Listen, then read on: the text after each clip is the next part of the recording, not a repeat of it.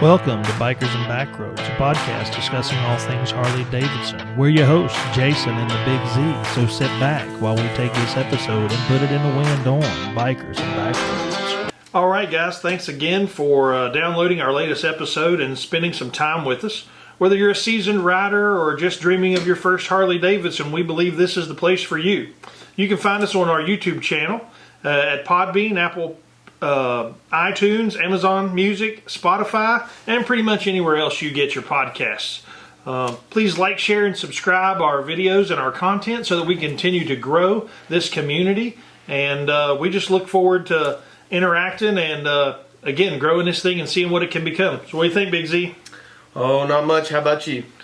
Just ready to put a end of the week together and get ready for the opening game of Herd football in Huntington, West Virginia this week. Huntington is still coming off a pretty big weekend. They just hosted a Zach Bryan concert with rave reviews, and this weekend the Herd opens at the Joan, and we're excited to get down, do some tailgating, and watch some football. That's one of our other favorite things we like to do. So tonight, what are we bringing to them tonight? So tonight we're going to talk about some our safety tip. We're going to talk about our mod of the week. We're going to do our top 5 modifications this week a little later on in the episode. And then we're also going to talk about a ride we took on the holiday Monday. And I think we're going to be in for a pretty good episode tonight. So we'd like to welcome everybody here. Thank you for coming and watching. And we're super excited to have the audience that we have and keep growing this. We want to invite y'all to put your input on. That helps the channel get seen more, and we also love to hear your reviews and your comments. So, Dad, why don't you start us off with the safety tip this week? So this week we're going to talk about a safety tip, and it kind of hit us dead in the forehead on Monday on our ride. We got up Monday morning and we were going to take a little ride. And we pull out of the house and we go about 1.5 miles and we look down, or I look down, it's my bike, Xander's behind me. And I grab my clutch and my whole clutch perch rotates. So I'm thinking, well, one, we're close to the house, so I could have come back home and got that taken care of. But I look down and my clutch perch bolts are just loose. I don't know why they've loosened up. I haven't taken them off. I had adjusted those way back earlier in the summer. We always use blue Loctite when we put things back together. So I don't know, unless just some vibration of the bars. We do ride Dynas, and I love that about my Dyna. But that happened to us. So therein we need some tools. Well, we travel with little tools that we know fit most of the things on our bikes. We have a little wrench set here that multiple Torx bits. We also carry one that's multiple Allen bolt and Allen keys for some models of Harley-Davidsons. And we never leave home without zip ties to get us home. So I reached in my saddlebag, thanks to Thrashing, my over the fender saddlebag that we throw on, and I grabbed my simple Torx bits. I pull over or after we've pulled over on a parking lot, I get my tools out. Xander's wondering what's wrong, and I take my Torx wrench and I just find the Torx head. It was a T27, and I tighten down my perch bolt clamps, and ride's restored. I mean, we weren't off the road 4 or 5 minutes, but if we were far from home, that could have made us get a little nervous and be wondering how we were going to get this fixed. But, I mean, we don't carry full tools. We don't have that much room on Dynas, but we carry the minimum things that can keep us riding. Things loosen up, things vibrate loose, clamps will break, so the zip ties can zip tie hose back in place, or if a clamp that holds wires up out of the way, you can zip tie all that together. But what do you think, man? Yeah, I think the multi-tool Allen wrench and Torx bits, man, they should be on every bike. You can pick them up cheap anywhere from Home Depot to Harbor Freight. About any tool company makes them.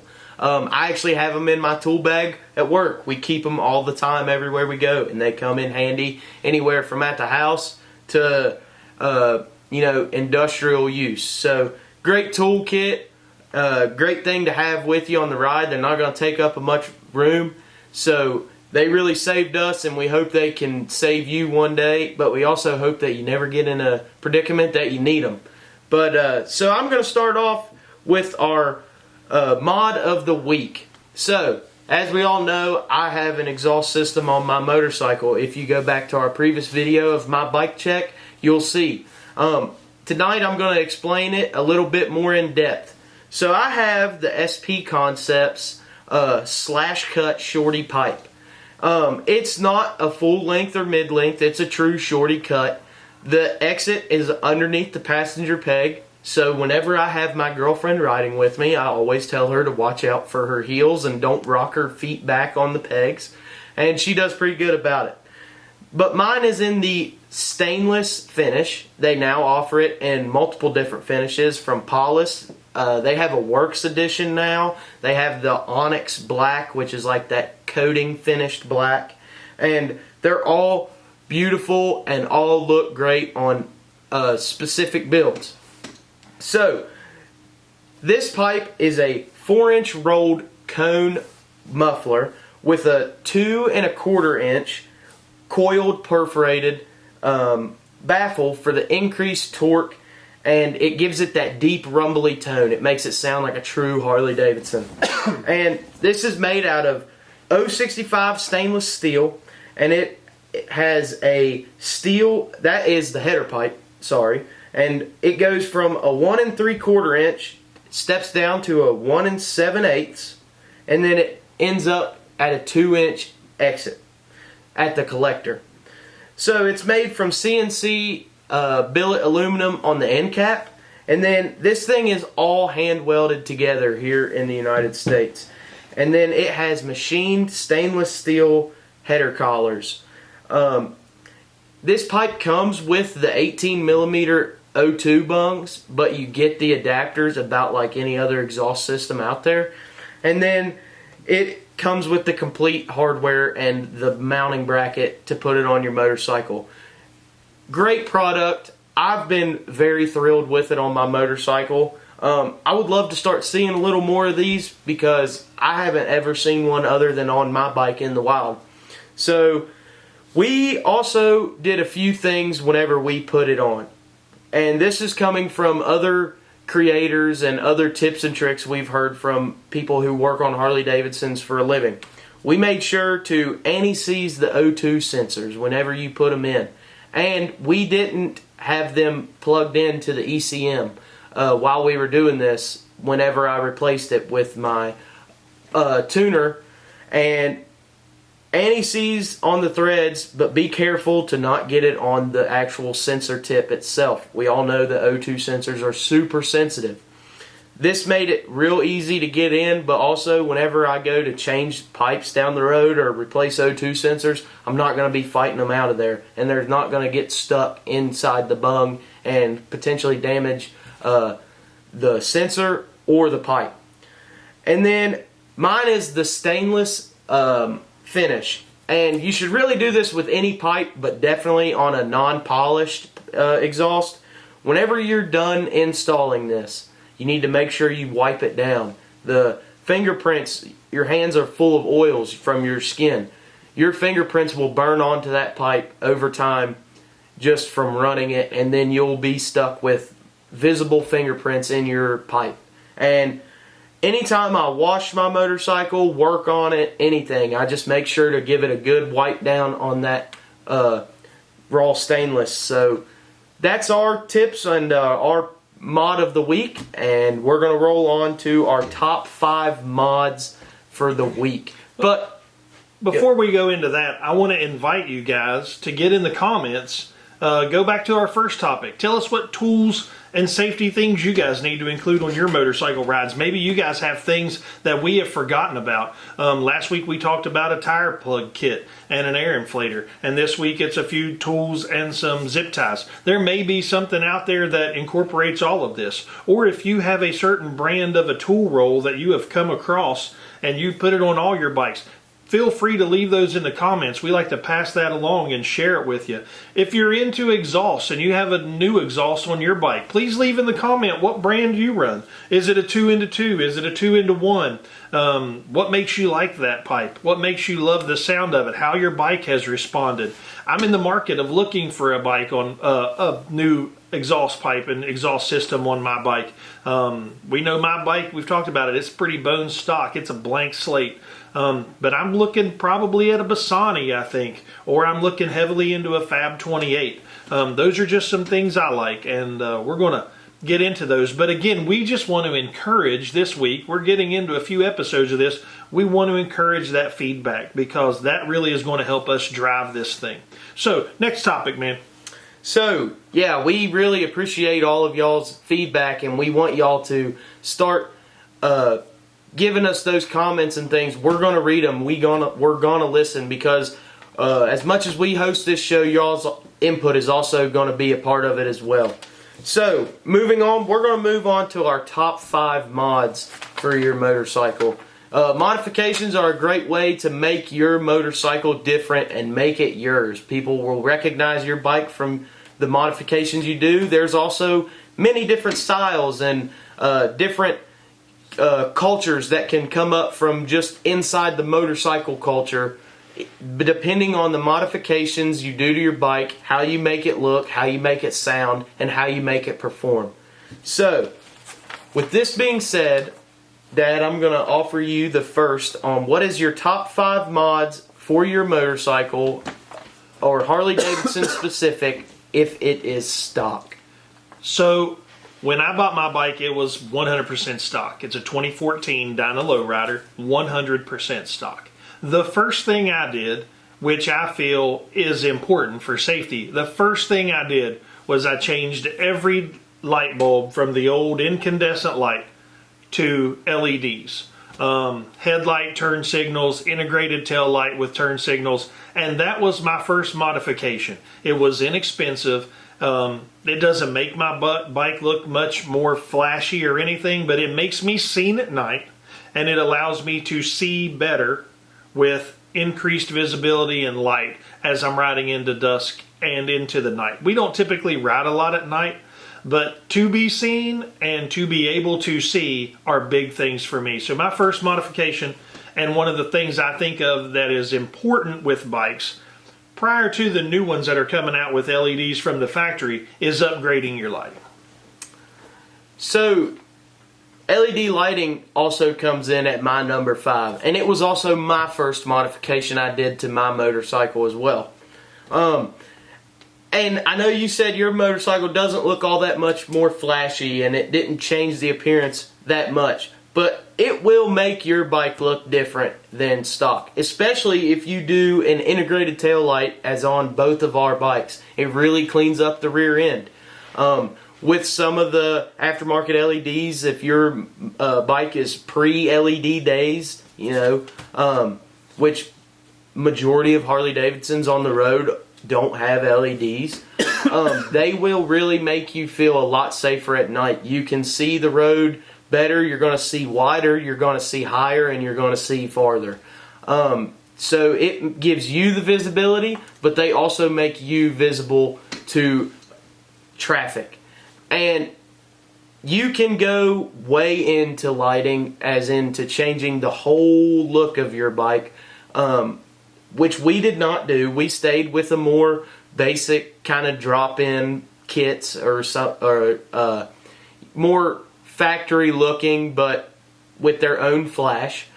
But all of the companies out there making these lighting kits, from tail lights, your blinkers, your headlights, especially headlights, man, they can really do a lot to change the look and the style you're going for. But in general, it is a great safety upgrade and a solid choice to do on any bike. So for number 4, what do you think is the number 4 slot for a stock Harley-Davidson? I would say number 4 slot for me, I haven't done this yet, but the number 4 thing I would do is suspension. Our bikes are older. Our suspensions are not as good as the new ones. And I think that is an overlooked thing. When people talk about performance, they think about motor gains and things of that nature and throttle response. But I think suspension and the ability for your bike to put power down efficiently to the road and that you can control allows you a whole lot more of an experience in riding and it's more comfortable, and the softening up of that ride as you need to if you're going to ride 2 up, or the ability to stiffen that suspension up if you're going to ask it to do performance enriched things. So I think suspension's overlooked a lot as a performance upgrade or a top 5 modification, but I'd probably go suspension. That's a solid number 4. And I'm going to come in with a little bit different perspective. And I'm going to say my number 4 slot is going to be exhaust. It is so common, and I think anybody should, happily put an exhaust on their motorcycle because it can really change the sound. It can change your performance, and it can also give you a different style, whether you like a shorty pipe like mine, or if you want a full length, or if you're going to the extended look past the tire with big fishtails or a kick up. Different styles of bikes run a lot of different styles of exhausts, and even clashing styles. An exhaust is a good way to do that and tie two different cultures or subcultures of bike builds together. Everybody should do it, and it is an easy way to set your motorcycle apart from others. If you don't plan on spending a lot of money or changing many things on your bike because you just like the way it is and you don't want to change it. You bought it from the factory, the way it looks from the factory, and you want to sell it the way it looks from the factory. But everybody knows they don't sound as good as they could from the factory. So that's why exhaust is my number 4 slot. So that might upset some people that's so low, but I feel like some people would also agree. I'll be happy to hear some of y'all's remarks to that. So moving on to your number 3 slot, what do you got? My 3 slot is exhaust. I think most Harley Davidsons come sounding more like a sewing machine than a motorcycle. And like I said, my bike's stock. So you can't hear my bike run if Xander's running beside me. Now the whole debate of loud pipes save lives, whatever. If you want to get in that camp, go right ahead. I think people in cars on the road today don't pay attention to motorcycles. The past couple weeks, I've had 2 vehicles pull out in front of me that I made eye contact with, and they pulled out in front of me like they didn't see me. So I don't know how loud I could be if I honked the horn, but I just think that when you think Harley Davidson, you expect a sound. There is a sound that comes in your mind, and you don't get that from stock. Now, Harley Davidson has to adhere to a lot of rules and things of that nature from governing bodies about decibels of sound. They sell in multiple states where those rules and regulations are different. So they have to put a bike out at a certain level. It's probably choked down. It's probably not going to be able to fulfill all of its abilities the way it comes in a stock form. So opening up a little bit of that is a great thing. I think you still need baffles for some compression. It's proven that length of collector has a big impact on what your horsepower gains or loss can be. So there are some norms to stay in there, but exhaust can be simply for sound, they can be simply for look, they can be a combination of both, and they can just be an expression of who you are. So I say my 3rd one is exhaust. Yeah, exhaust is just a solid, anytime you're going to upgrade a Harley especially, exhaust is just a great way to go, whether it's your first mod, your last mod, or your middle of the road mod.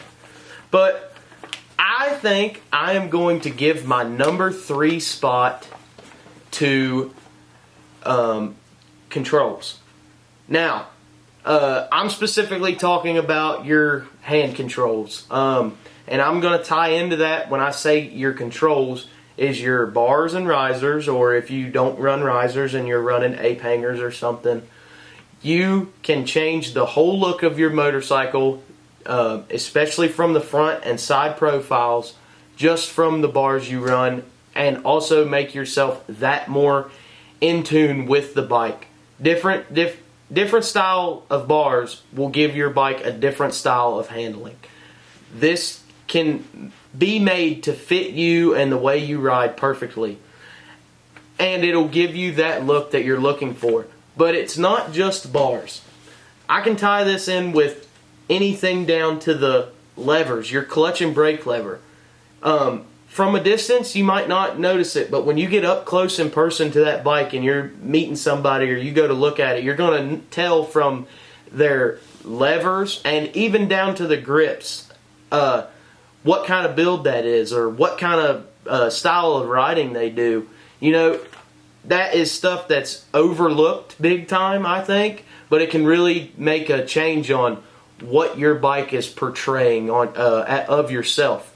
Maybe you go with a race cut or performance cut, clutch and brake lever, and you're going for the full sporty look. Or maybe you want a slick, just kind of cruiser build. You're not trying to be flashy or nothing. Hey, I think I'm going to leave the stock controls up there. And your grips, man, they really can change the way you feel vibration and give you a good hold on your input and output and the way you're feeling through the bars. But also, they can be just a simple design that you're not really looking for that much of a feel difference, or you're not wanting to cut down some vibration because you don't get bothered by it as much. You can go with anything super simple to, I mean, there are companies that make solid metal chrome grips if that's what you're into. And then you've got your full rubber MX style from your the dirt bike style of racing. And you've got things like my grips that are a rubber grip for that little bit of better grippiness and hand feel whenever you're riding fast or something, but they're diamond cut for looks.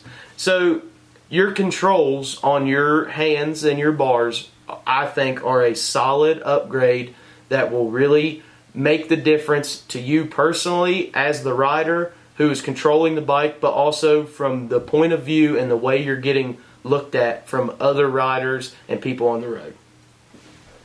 I think bars and risers are my number 2 as well, or my number 2, because it definitely changes input into your ride. It changes the feel of your ride. It changes how you can put your own input into the bike so that it responds to you. The responsiveness of the bike is in the bar. I mean, it just changes everything. And you can go from solid bushings, kits, to firm up the feel. You can change height and width and size of bars. I mean, there's a lot of guys that make bars way more narrow, and in the Dynas that we ride, and even now in the baggers, you see T-bar setups.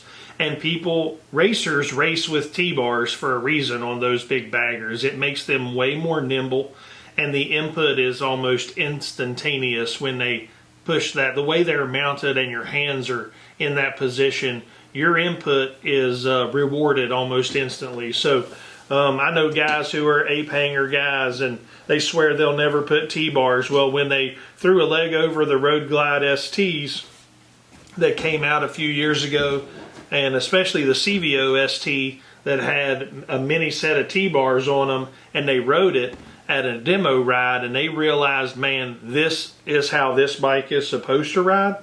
A lot of those guys are now going back and putting a T-bar setup on their bagger, on their Road Glides, and things of that nature. So I think in my mind, and I'm not even in the weeds as much as grips, and that's going to be comfort for you. That's going to be how big your hands are, how small your hands are, what grips you find more comfortable. Do they get sticky when they get hot? Do you ride with gloves? That changes a whole lot of the grips and things you use. And levers, do you want a 1 to 2 finger pull? Do you want a full lever? Do you want them light? Do you want them polished? Do you want them looking a certain way? Do you want them chrome? Do you want them however, MX style? I think you can get in the weeds and change all that like Xander said. But I think bars and risers, or bars and a solid set of bushings, really will change the way your bike feels. And I think that's an important upgrade to make on a bike. What's your 2?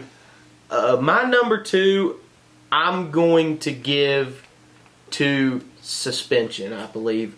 Because like you touched earlier, suspension is going to give you a better way to feel what is going on between your tires and the pavement. You're going to be able to adjust your bike to fit you, whether that be, sag for any rider. That's important. And then also you've got the ability to change preload adjustments and your dampening and all of those things that will level up to a better riding experience, but also tune a riding experience for the way you ride. Nobody rides the same. Everybody is a little bit different. So having the ability to make your motorcycle do what you want it to do, not just from throwing it into a corner and leaning, making it, really take in and dive into a corner or stay stiff and stay leaning, that is a great way to make your motorcycle, yours, and make it a good ride that you're going to enjoy every single time. So I think suspension will easily take my number 2 slot. I have a feeling our number 1s are the same, and we didn't even talk about these because, again, he works out of town and we do all this through the week by text or phone call or whatever. But my number 1 upgrade is a seat, because those stock seats are just that. They're a name of a seat usually only because they look like a seat. They're not comfortable. They're not going to allow you to put down some miles. I mean, my stock Harley seat is not even that bad, but 100 miles in, you need to get off of that thing. So my seat I upgraded on my Dyna is I use a Saddleman step-up seat. I know every Dyna guy has a step-up seat, but they just look great on bikes, and I went with tuck and roll to get the extra layer of foam because I'm not as young as I want to think I am. And we can do 200 miles on those, and I'm okay. It's not ideal. Is it a road sofa? No. But that goes back to the whole rider's triangle, from bars to foot pegs to the way the seat sits. That has to be all great in the rider's triangle. But also, we ride cruisers. They weren't designed to go pound 500 to 700 miles a day. Could you do it? Man, I don't think I'd want to. Like I said, 120, 150 miles in, I'm ready to get off. Let's get some fuel. Let's get a drink. Stretch our legs. That's just what those bikes were built for. We'll buy baggers when we start doing the other stuff, and we'll get us a big road sofa seat so that we can put 1,000 miles in an iron butt in. But right now, I was happy to purchase my Saddleman Step Up. It's a great seat, and I think number 1, first thing out the hit, would be upgrade your seat. Man, a seat is a solid number 1 choice for sure, and it can give you that look and that style and a more comfortable riding experience. But I think I might shock you with my number 1, and my number 1 is motor work, man.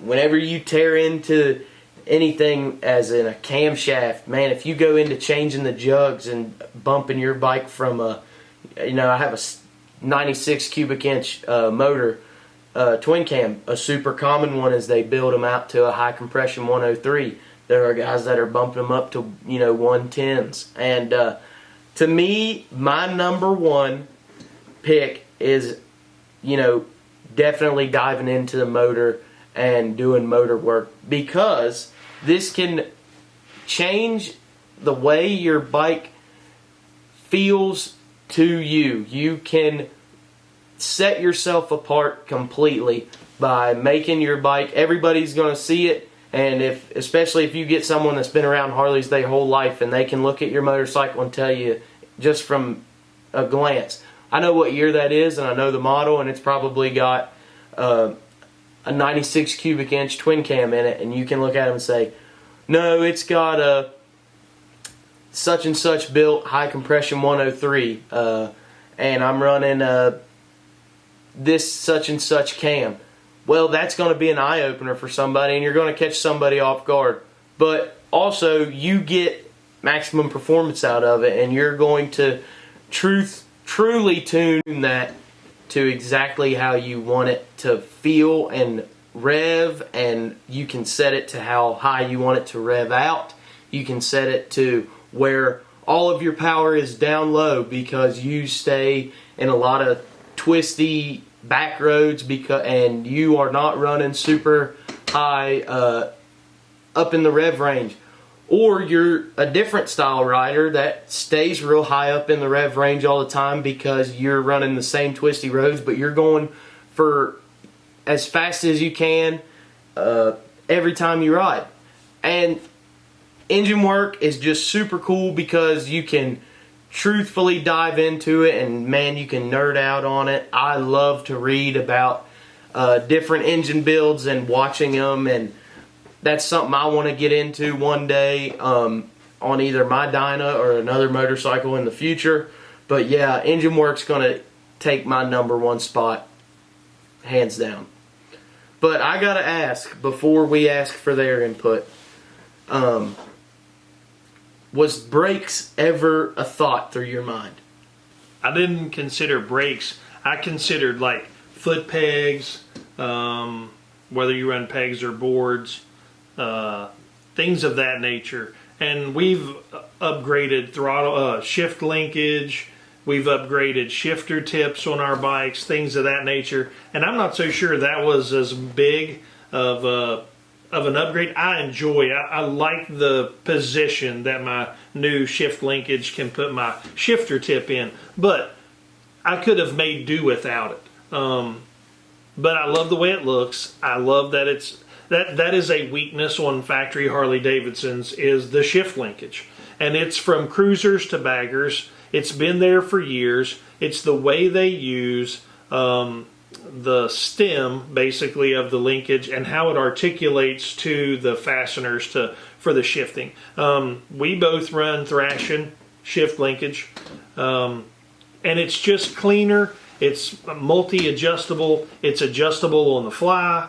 You can pull over and knock two lock nuts loose and adjust it if you're wearing a thicker shoe, a thinner shoe, if you're wearing a boot versus a tennis shoe. That makes your ride way more comfortable. But is it a performance upgrade? I don't know. I didn't mention that. But I did think floorboards and pegs could be something, because it too can change the look on your bike. But I didn't even consider brakes. Yeah, I was wondering if brakes would come up because they are so overlooked, and I'm sure that's on somebody's list. Definitely for the older Harley Davidsons. Newer ones have stepped up. You know, they're running Brimbos and stuff now. So old Harley Davidsons, that's something you might want to look at. I don't know that it's necessarily a top 5 though, because there are guys that have gotten away with it for years running stock brakes and have way highly built motors and they can get by with it. But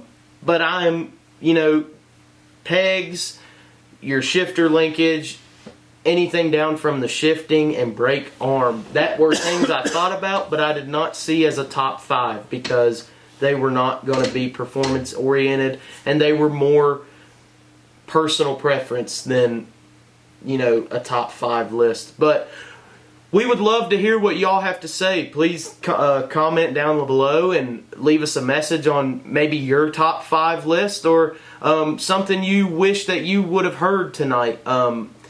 We are super thrilled to hear what y'all have to say, and we want to read those comments and maybe bring up some things we've heard in the next episode or episodes down the road.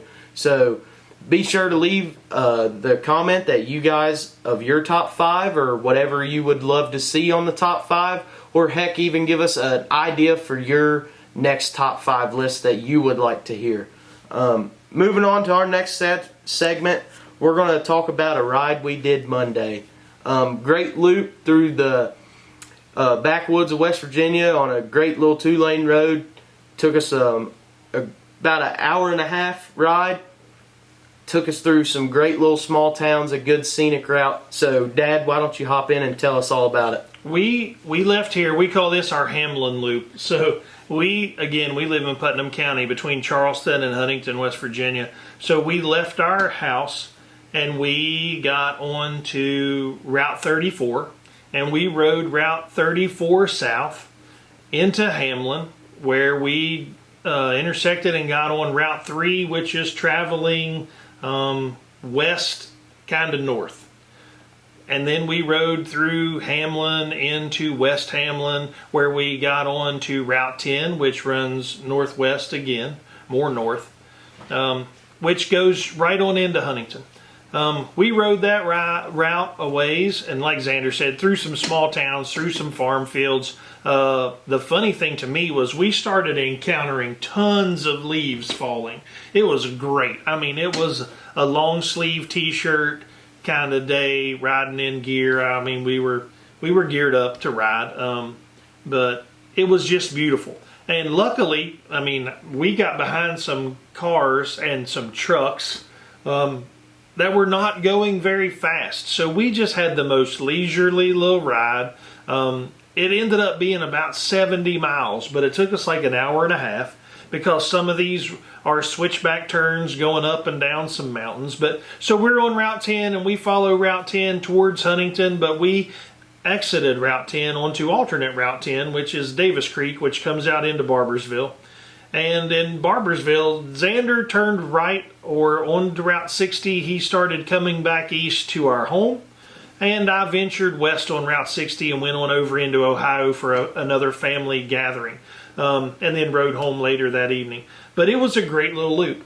Xander even mentioned, hey, if we'd ever just leave here on an afternoon planning to go to dinner in Huntington, I'd run that rather than Route 60 or getting on the interstate. If we're not in a hurry, that's a great ride. And we can ride it right into downtown Huntington. You do whatever you want to do down there, and you come back. At no point in that ride was I ever fatigued and needed to get off my bike. We stopped one time to discuss which way we were going and who had what plans right before we split off there at Route 60. We drank a bottle of water. We touched base with our plans to make sure people were going to be there where at what time. But at that point, we had been about 54 miles, I believe, to that point. And it was great. That road was fun. It's easily rideable for everybody. There's no skill set you need to have to ride that. It gets tight in spots.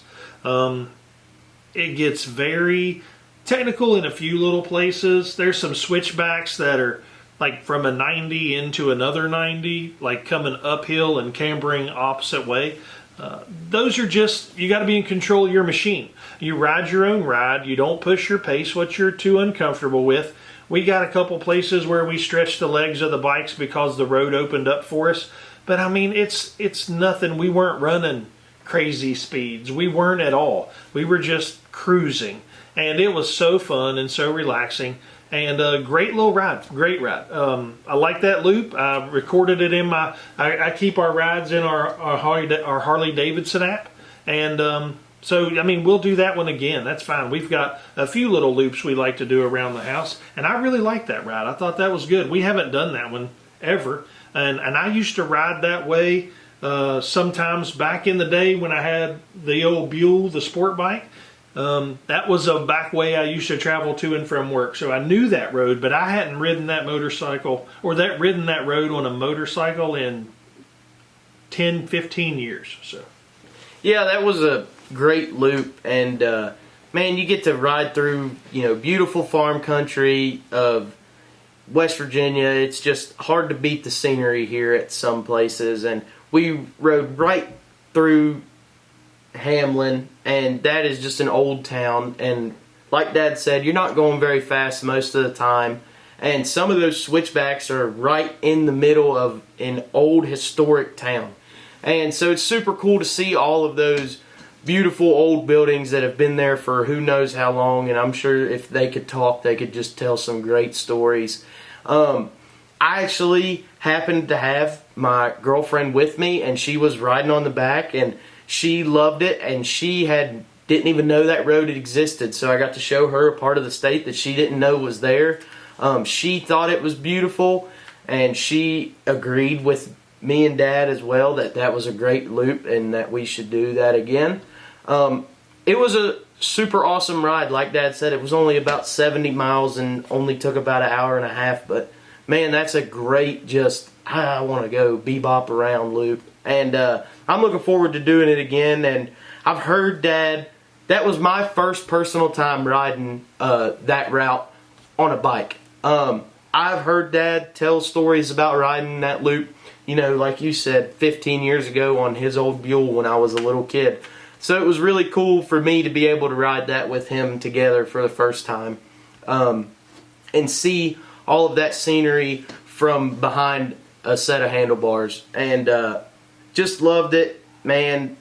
The views are great, seeing all the leaves, beautiful weather out, just cruising with a long sleeve t-shirt on. It was great in the sunlight. You get a good warm feeling on your body, and then you hit the shady spots and you feel a little bit of a chill. Man, it was just very relaxing, and I couldn't think of a better way to spend that Memorial Day.